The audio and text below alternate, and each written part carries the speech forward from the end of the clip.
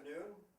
On behalf of the Adult Education Committee, I would like to welcome your participation in the video history Seniors Footprints on Slave Lake.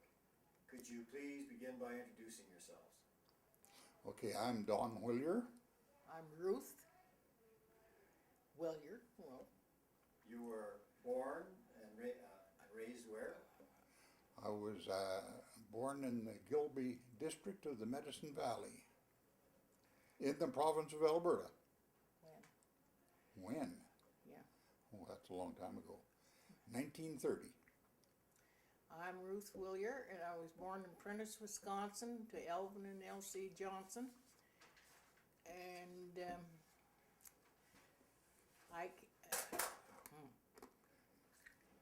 in 1934, and I moved from Wisconsin to Wetaskiwin, or Wadena, Saskatchewan, and then to Peace River. And going to Peace River was the first time I'd ever been in Slave Lake, and that was in 1940. And there were 7 kids in a 36 Ford. And there was no place to stay in Slave Lake, and we stayed at the Auto Court in Widewater. And the next time I was in Slave Lake was in about 44, 45 on the way to Wadena, Lavoie, Alberta. But we didn't need any place to stay again. And that was a 36 Ford, and there was 9 of us kids. What was Slave Lake like then? There was no place to stay. You came up on the old highway, and we stayed in the Auto Court in Widewater because there was nothing here to stay in. And my dad always told me about the time the soldiers were going through during the war, and they cut up the highway so bad you couldn't travel at night with the car, that all the men had to stay in the station, and the women from the train had to stay in the Sportsman Inn because there was ice over the rail at Widewater.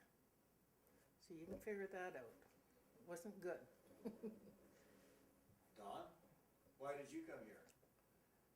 Well, I first came here the first day of November in 1966. I was with. And we come up to look at a job that I had put in a resume for. And I think our stay that time would have been maybe 30 minutes in length. No, it was longer than that It because was? we had lunch out Oh, of we the- sat down here by the water injection, what is the water injection station now, and ate lunch. And watched the breakers come in and the ice floating up on the bank, and this is the 1st of November. And And there was bales burning on the streets Well, on it- Halloween. Yeah, it was all the mess from Halloween. But we couldn't really get out of this town quick enough. We were back in Wetaskiwin for supper. So why did you come back again? And when? Gilead and Simpson. Well, I got a phone call from the provincial government, that's who I thought I was going to work for, or I'd applied with, and so they wanted me to come into Edmonton to an interview. And I said, I don't think that we have anything to talk about. That I went up there and I had a look at that town, and that was enough for me. I'm out of their history now. And they said, you drove to Slave Lake? And I said, yeah, I sure did. Well, they said, that must have taken you 4 or 5 hours. And I said, well, yes, it did. Well, they said, you can certainly spend an hour to drive up to Edmonton to talk to us. And that was my downfall. They were some good talkers, those people. Then I came back to stay the 1st of January in '67. And I came at Easter in March of '67 with 2 children. And how old were they at that time? Well, Calvin was in grade 2. Wanda was too young to go to school in Wetaskiwin or kindergarten. She was 5, barely 5. But when she got up here, they stuck her in grade 1. So there was a difference there, but and we were here for that fire. But those 68. kids, when they came at Easter, our son, he had to change schools at Easter time.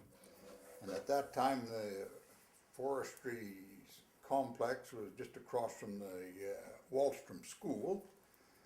And so took the son to work or to school in the morning. And I guess he walked home for lunch or something. Yep. And he came back, and about 1:30 he was at my office door, and he was in tears. And what's your problem? He said, I can't find the door back into the school I came out of. There was 2 doors on the east side, and he had to go in one of them, where he was completely lost. So, But we got him back into school, and he stayed there till he graduated from grade 12. What was the job you came up for? I was a mechanical foreman with the Forest Service, And how long did you stay there? 28 years. somebody was coming for, maybe for a year. He did pretty good. Yeah, well, I thought that maybe it'd come, it was quite a new, thriving area, and my idea was maybe to go into business after I got here, and look it over for a year or 2 and make some contacts. And I almost did go into the tire retailing business at one time there, but never did bother, and never pursued it to any great ends or means. And then kind of got involved with the community, because one of the first things I could remember that winter of '67, after I came up here, was the fire siren was on a post up there just off of Main Street, a half a block. And at night, this siren, I lived in the bunkhouse just across up the forestry main office. And at night, there wouldn't be a night go by that this here siren wouldn't be wailing away, eh? And so, poor people. They're out there every goldarn night, and night after night after night, because every trailer in town would have been about 30 foot long, 8 foot wide, and an oil heater in it. And no insulation, no walls to speak of. When they take fire, that was the end of them. They were gone, eh? And so I went up and I joined their fire brigade to kind of help them. I didn't do that until the fall of '67. And by this time we'd found a house or shack that we were living in. And I volunteered with the fire department, I think, until '69. No, 79. 79. Yeah. 79. The last 2 years I was there, I was fire chief. Yeah. So while he was out fighting fires, what were you doing? Well, Isabel Lacham and I would make coffee for them and take it down in sandwiches. I'd wake up our son and I'm gone. But to get Dawn out to a fire, when it wasn't the siren, they had bells in so many houses. We had one of the bells, and I'd have to answer that, and then phone 2 people, or was it 3? Then I'd pull on a pair of boots and a coat over my pajamas, and I'd run out and start the truck for him, because we had no garage. Well, he got dressed. Then I'd get a hold of, come in and get a hold of Isabel, and we'd start the coffee pots going. And if it's a big fire, that meant sandwiches. So either Jack would come back and get them in the shop, or I'd take the car and I'd go deliver them. And you know, that it was cold. You know, how many times did you go up the street with square tires? And let's see, we had a daughter born here in 71, April 1st of 1971. Our youngest was born. So she'd had to be babysat. And when they had these big forest fires, well, that one, what was it, when that kid was lost? Oh, that was in 80, or that was real late on. Yeah. But the first good fire that I remember here was in 1968. And the hospital wasn't completed yet. It was under construction. And so we're mustering all the troops together. And they give me a bunch of boys out of high school. And we went down with some fire pumps, and we sat in the Saw Ridge Creek, just across from the hospital, right directly behind it. And we started up these pumps, and we had lots of hose, and we sprayed down all of the timber either side, but we were in the creek bottom. We never left the creek bottom, and we just sprayed the water as high as we could on either side. And this went on until about, maybe 11 o'clock or so at night. We had a Coleman lantern, we had a deck of cards and a stump, and we sat down, we started to play Stook. And we sat there and we played Stook until the sun came up. Here, me and about 16, 17-year-old boys. And when the sun came up, I thought, gee, things are awfully quiet. You know, nothing happened, not even the birds were singing. And so I left these kids there, and I wandered uptown, and there wasn't a soul to be found anywhere. The only person I could find was Nick Polowitz, and he was sleeping on a pile of mattresses stacked in the forestry, the old forestry warehouse, and he'd just run from Flat Top to Slave Lake. And so I woke him up. Well, he said, I think it's all over with. So I went back and got the kids and told them to go home and go to bed. We packed all of our junk out of the creek. And so that was the first big fire that I recall going through here. Yeah, and I spent most of the night up too, spraying down the house and the house next door. And embers from the spruce were falling right on it. Yep, right on the house. You had to clean out the eave troughs after that. Oh, they got it back. So, You now have a second speaker. yep. In my shop when I found So, then what else? I don't know where we got to even. Well, More after natural disasters. More natural disasters. Oh, this is a famous town for natural disasters. I think that was maybe one of the reasons I stayed here. To see what was going to happen to the place next before it fell down. But all those years with the fire department, there was one good thing. We never did lose a lot. We saved every one of those lots.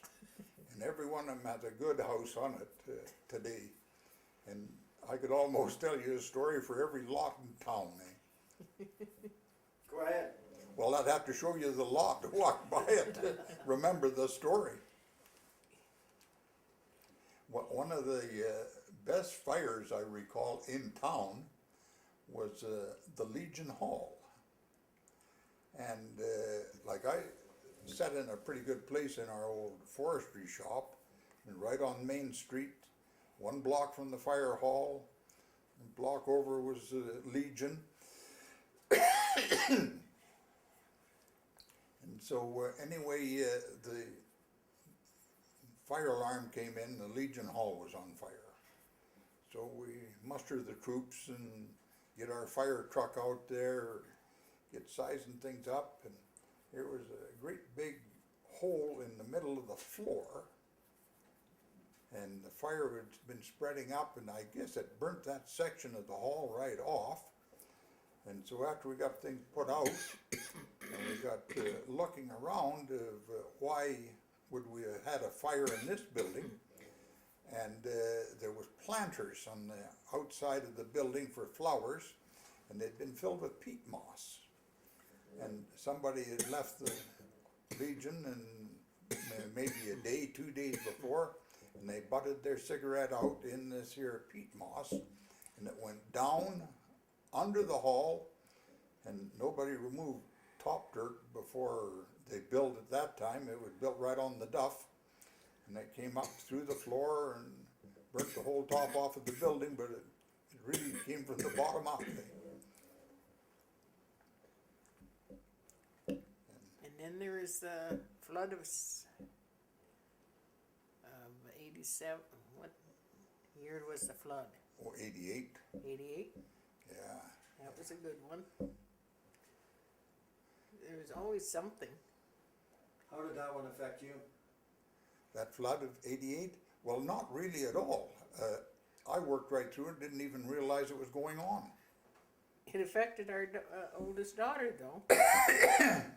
Their house went under. Yeah, Yeah. they pretty much lost a house over in the southeast side.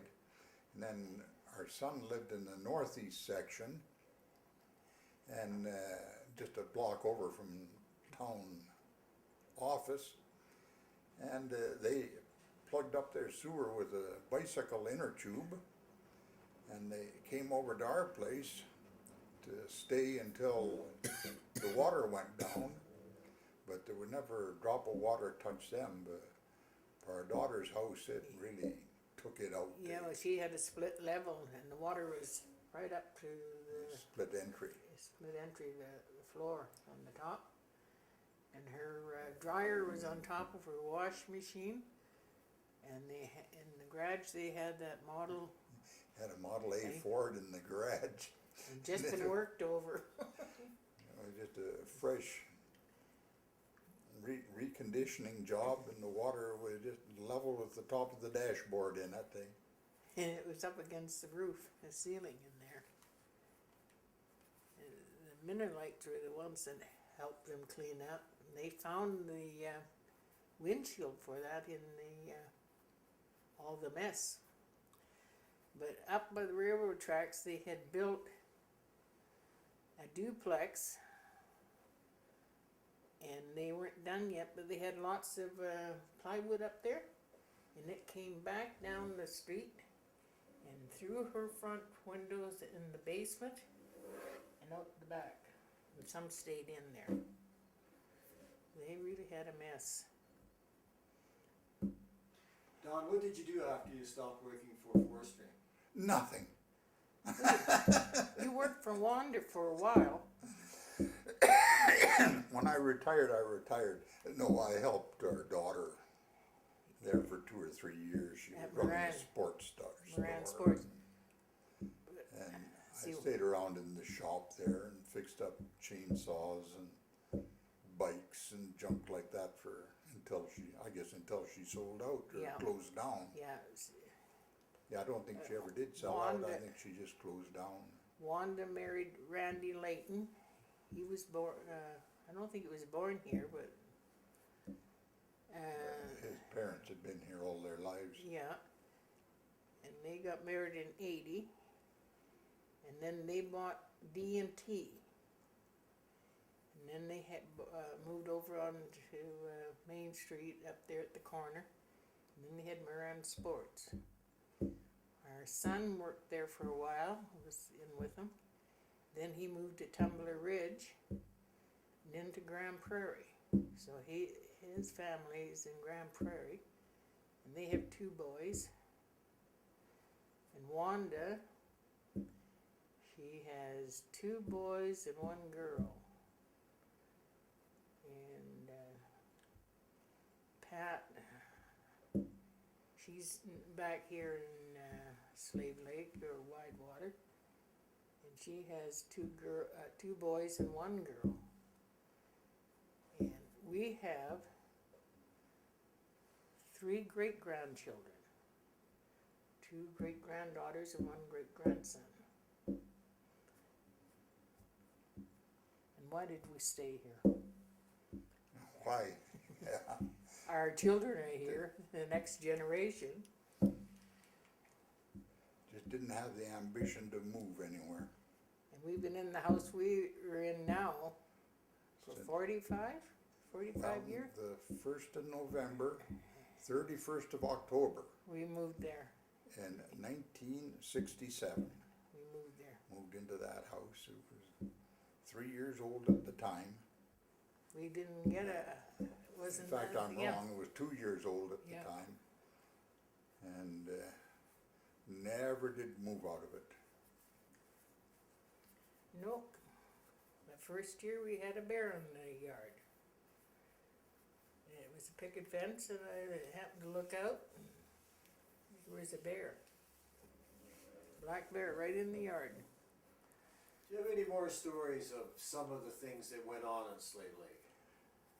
Well, one of the biggest shocks when we came to Slave Lake that November 1st morning in 1966 was we looked at a road map good enough, and so Right. we knew the shortest way was going to be come through Westlock and use Highway 44, and then join on to Highway 2 and go out through Smith and come around Muskeg Road. That's And the so this road. is fine. We get up on top of the hill there by Smith, and here's this great big wide gravel road, brand new road and wide. Well, where in the world does that go? It looks like a good road. We'll follow that for a few miles. See, it's going the right direction. And to our surprise, a matter of about 20 minutes later, we were on the edge of the lake. Yep. We thought we were going to have to go through Smith. Well, that was what we had. In fact, we were looking forward to going through Smith. Yeah. Because we'd heard so many stories about Yeah. Smith over the years, eh? Yeah, well, I went on the ferry over there twice, so that was the way you went. Could you tell me some stories about Smith and the ferry? I didn't even know there was a ferry at Smith. That's Yeah, down that at was the Muir only- Landing. That was the only way across that river. In fact, I think all of the Americans to build the Alaska Highway, They all came down. they came over that ferry. That was how they got across the Athabasca. Yeah. And then when they got up to, and they went to Peace River, like now you would wonder why they'd be going to Peace River, but that was where the road went, the railroad went there. And they had a great big army camp there. My dad was a minister, and a lot of them from the army camp would go to church and all that. And so I knew them all, a lot of them. What are some of the stories of Smith that you heard? Well, this was, back before we had came here, and it was mainly hotel stories, eh? All these oil field hands, because like before we came here, we had a garage and service station business in Wetaskiwin, and a lot of these young guys, they were following the rigs, and they were from Wetaskiwin, and they'd come back every weekend with these here big stories about This, what had all happened, and it Smith? seemed at that time that Smith this was their main center, and the main thing was just to get there and what kind of town are these guys talking about, eh? It was kind of a disappointment after I finally did get there to see it, but well, it had grown up, Slave Lake had grown up a bit. But when we moved here, there was no bank in town. That first year we were here. well, they'd come They'd certain days. Yeah, certain days with they had a trailer here. But the big, head bank was was in Canuso. Canuso. So there come certain days, you did your banking on certain days. What were some of the other businesses in Slave Lake in 1967 that you remember? Well, Bovair's the store. best one was Bovair's store. Yeah. You could go there and you could buy anything you wanted. Dry But goods. between it and the hardware store, Well, they had a hardware in there too. well, not that much because They had they some- already had that. I No, don't know what it was called, McLeod or whatever it was. well, that was in It there was- when we first came, in the grocery store. Cause I can remember having pulled kids out of there. But when Pat was small, I had to wear a harness on her. Now, people think a harness is bad. No, it's good. You hold it on the back. She can't undo it. Because otherwise, she was under the clothes racks and tipping everything over or running out in the street. But you had her, and these armbands don't hold on tight enough. She was a monkey for that. And what else? But there was Joe's Menswear. That was a Yeah, pretty good place to shop. that now is Joey's cafe or restaurant. Yeah, it'd be in that same building now. And there was a pool hall in the back of it or something. Well, I think there was one was built there afterwards. And I came up, and then I went back to Wetaskiwin and had Wanda with, and I got my bus ticket, and now that where the bus stopped is now that new store, that two-story deal in Yeah, the corner. the station house on the Yeah. corner there. That used to be where the Greyhound would stop. And the post office was on Main Street. Which building was that? That's, Oh, I don't, it's not even there. No. It's long in there somewhere. But the big attraction every year for me, the first years we lived there, was riverboat days, rubber boot days. It rained every year, and so it got nicknamed Rubber Boot Days. And then we had a stock car club going, and we used to haul a car out there every Sunday and race it around the track. yeah, I drove in the Potter Puffs, Angie Seedwin, and the Zoots, and Linda McCauley, and all of us. We're all driving. Where was that? The track? That's a good question. It is The north end, just this side of the North Shore Recreation Area, yeah, to the maybe east. 500 meters to the south and then to the east of that beach road. And I don't know, I haven't walked back in there in years, whether there's anything left Or in not. there. I imagine there would be something, because there was an old borrow pit that they got dirt out of to build, to cap, or clay, to cap those sand dunes so they could use it for a highway. When would that have been? Well, that would have been 68, 69.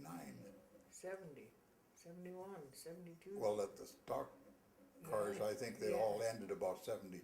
No, we hauled Pat out there. She wouldn't stay in the car or anything. She had to sit right They by might have that went wire and later, watch I that dust. That's why she likes to drive all the time.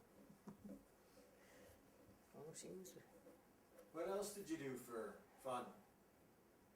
in well, Slave Lake and Slave Lake? and when you're done racing, you could drive back along the beach road, stop, and go down and have a bath. Clothes and all. Everybody was in the lake, eh? Yep, all cleaned up. And your clothes were washed, your body was clean. There was a whole string of beat up old cars sitting along there in tow and some not in tow. But we enjoyed ourselves, and the kids were right in there with you. And in the winter, we had no skating rink. They haven't built it yet. Cliff and Mary Holberg and us, we went out to the backwater along the old road and cleared up a big space there for skating. And then when they built the outdoor skating rink, the boys took it over. They had to play hockey. And they called it general skating, but everybody had a hockey stick and banged all the girls around. They didn't know how to skate yet.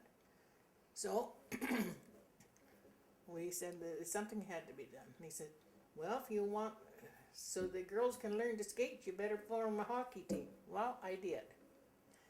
And Debbie Anderson and Helen Meninga's daughter and the Colette girl, they're the older ones. And then Wanda was the youngest. But we had enough for, 9 players. And anyway, so we're teaching them how to skate so they could get on a pair of skates and just skate. Then the male end of the bunch, they said they had to have that rink that one night a week. They had to have a hockey team and have a game of hockey. They call them a hockey team. Well, the girls didn't know how to skate backwards yet. They hadn't learned that. And stop and start, we're doing pretty good, but geez, it takes a while. So we had our hockey team. And so they had to borrow sticks from the other kids. And they gave them hockey equipment from the other teams. And they made them play against some, but the other ones, nobody knew how to check, nothing. So we went out there to play, and the Colette girl, she still couldn't stand up properly on her skates. She says she's playing goal. She could hang on to the bar. And when somebody started coming her way, she laid down right across the bottom. We didn't do too bad because they couldn't raise it that far neither. So but that's how they learned to skate. Another great place of entertainment was the curling rink. The old curling rink. It was pretty wicked ice, but 3 sheets? we used to go up there maybe 2 or 3 nights every week and do a little curling. We got into a bonspiel one year, I guess it had been in the fall of '68 in Widewater. They had a curling rink. And we got into a bonspiel there, and this was natural ice. We got into a bonspiel there, and we ended that bonspiel the 1st of April in Slave Lake on the artificial ice. That's how long the bonspiel took. Every time they'd have it, postpone it till such a date, and there'd be a thaw would come through. Yep. But we used to take the kids down with us, and one night we couldn't find Pat. And everybody looked for her. We figured she'd gone outside. Like this is 1 o'clock in the morning. Yeah. But everybody started putting on their coats to look outside. By the time they got the last coat picked up, here Pat was. There was a kid underneath it all. Sound And asleep. we'd search for a half, 3/4 of an hour for this darn kid until everybody decided to put on their coats and go home. That the kid was missing, and that was it. Had to be a search outside. Yeah. And the other kids didn't know where she was.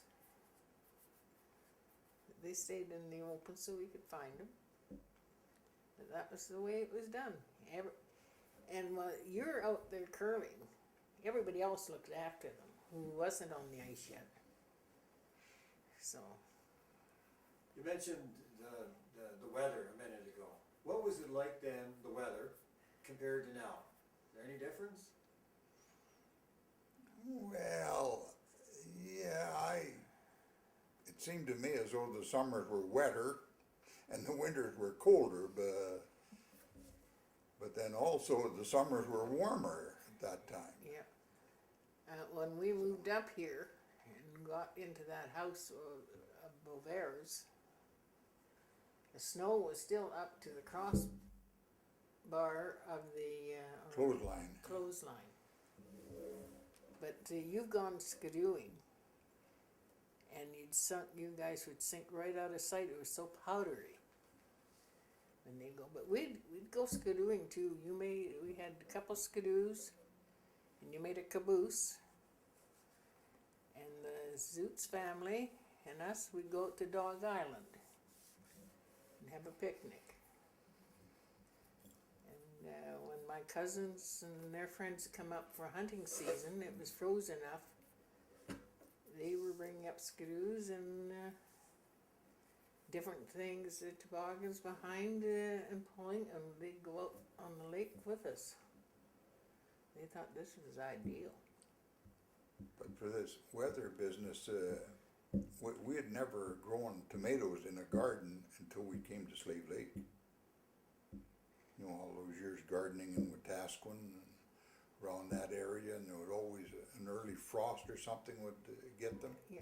And until the year we came to Slave Lake, that was the first that we had Tomatoes. real vine-ripened tomatoes. Yeah, and they told us we couldn't grow them here.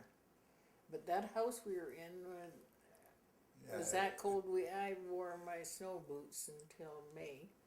Yeah, and well, we there put wasn't up- really a house, it was just a shack. We put up a thing and put dirt in it. And we grew some of the most beautiful tomatoes up there. And everybody else started growing tomatoes. We had so many we didn't know what to do with them. But gee, To change the subject slightly, what in your memory are the most important things that happened in Slave Lake? Well, the most important thing was when the hospital came. That was number one. one of the And to me, about number two would have been Highway 66, or 88, I guess it's called, 67 wasn't it? It was called Yeah. originally. Yeah. And at Highway 88, that was very important because I used to go to Red Earth. Wabasca, Red Earth, Trout Mountain and that. And a trip to Red Earth you could pretty well make in 2 days. A trip to a return trip you get in about A week. 3 or 4 days. But you had to go to Trout Mountain. Well, you had to figure that was 1 week, the time you left until you got home. Wabasca, you could go to Wabasca and back in a day if the weather was good. If the weather wasn't good, well, just don't bother to go up there. Or coming back here, all these big trucks were on the road hauling mud and stuff. Well, it was only natural they had the right of way. But they wouldn't go very far, but they'd help you out of the ditch. I mean, you just went for the ditch. There's only one track. But they'd pull you out. Everybody looked after everybody else to do it. They had the ditcher. They stuck around and helped you out. So there were one-lane roads going north.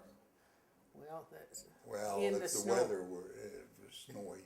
Yeah. And that was another great thing around here was when this here Highway 2 got paved all the way through and connected up with High Prairie. That was a godsend. That Well, you went to High Prairie one time. You had to stop someplace along the way. it wasn't. I had to stop. I got stopped. I got stuck right in the middle of this existing Highway 2 up there by Enelda. Things were that bad before it was paved. And you lost the heels of your boots. But that wasn't on that road. That was over by Salt Prairie. Salt Prairie. Walked in the ditch and lost the heels off my shoes. So when was the road finished? Library. Well, I don't really remember. You see, that wide road that we originally came in on, it ended about 5 Mile Corner. Yeah. That would have been about the end of it. and then you wound along the Lakeshore Drive the rest of the way through. So it must have been the following year that they finished, No, that The they grade. they started on it. or, well, yeah, I think it was all cleared out. What The year? right-of-way was cut. What year was that Plymouth of ours? Oh, that was a 74 Plymouth. Yeah, we went on the old highway. Out Oh, of, I guess we Frog. did, yeah. We're still using the old highway when we had that car, yeah. Yeah. So it'd been after 74. So it was getting along before that thing was all completed. If you're away visiting and somebody asks you about Slave Lake, how do you describe it? Most beautiful lake in the world. Sand and everything. You got the hills and they're not too close. They're a little bit set back. I don't like the mountains right in. Set back a bit. And the trees right up on top.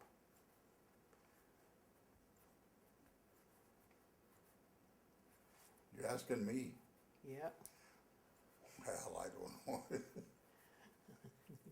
that's the way I see it. Bring tall rubbers.